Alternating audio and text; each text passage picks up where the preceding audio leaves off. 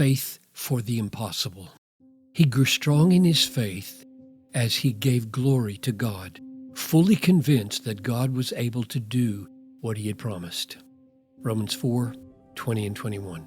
Paul has in mind a special reason why faith glorifies God's future grace. Simply put, the reason is that this God-glorifying faith is a future-oriented confidence in God's integrity and power and wisdom to follow through on all his promises.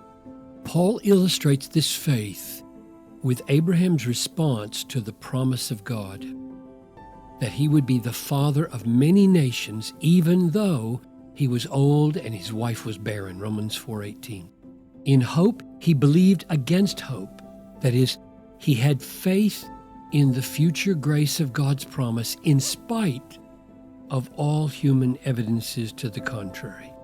He did not weaken in faith when he considered his own body, which was as good as dead since he was about 100 years old, and when he considered the barrenness of Sarah's womb. No unbelief made him waver concerning the promise of God, but he grew strong in his faith as he gave glory to God, fully convinced that God was able to do what he had promised. Romans 4:19 to 21.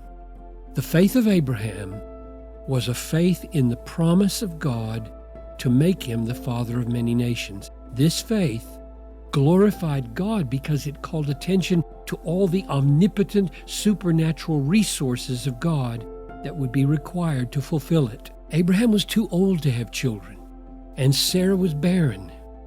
Not only that, how do you turn a son or two into many nations, which God said Abraham would be the father of? It all seemed totally impossible. Therefore, Abraham's faith glorified God by being fully assured that he could and would do the humanly impossible. This is the faith we are called to have, that God will do for us what we could never do for ourselves.